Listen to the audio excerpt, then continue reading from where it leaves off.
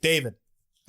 Hey, fellas. I recall a while back, Patrick was talking about beating people senseless with Is It Delver and Legacy, and how flabbergasted he was people would ever try to cast spells that cost more than 2 mana. Mm-hmm. With Arena having a pool of significantly lower skill players, I find myself thinking that a lot in my timeless games as I spell Pierce, Minsk, and Boo out of my opponent's non-blue deck. Ooh, smell you later. A great target for That's that. That's a really good target. I'll tell you what, that resolves. I'm going to lose. Yeah, I'm going to go ahead and just.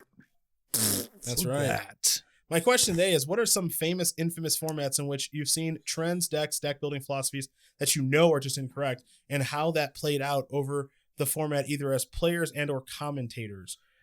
P.S. Splashing X+1 colors basically free has been one of my personal flags for identifying Magic player who probably has no idea what they are talking about. Mm-hmm. And the savage vindication of you gents talking about that a few episodes ago was delicious for me personally. Well, it is true. Anyone who says that is a goof. And, okay, so the main question here is seeing like a really good deck or deck building trend / philosophies that you know are just incorrect, and how that played out over the format, either as players or as commentators. I have one specific example in my life. I do too. All right, you can go first. When people were not playing Gitaxian Probe in Legacy Delver, I knew that was going to be or Legacy Sneak or Legacy anything. Yep. And I was like, as a commentator, I'm like, well, this is just wrong. Yep. And it's just a matter of when are people going to figure out that just cut 4 cards at random from your deck and put in 4 Gitaxian Probes. I don't give a shit. Okay. And then it went from maybe people have 1 or 2 copies to it's 4 of in every single deck into it's banned.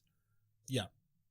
And I was like, yeah, you don't know how the game engine works if you're not playing this in your deck. Yep. I'm sorry.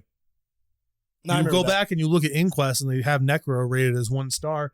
And you go, ha, look at that. And it's like, well, that's you now, except this is way easier to figure out. Yeah. Negro is at least a confusing card to read. This is just what it is. Yeah, I very much remember this. Yeah, it did not age well for everyone who's not me. This is also true. So that's my one.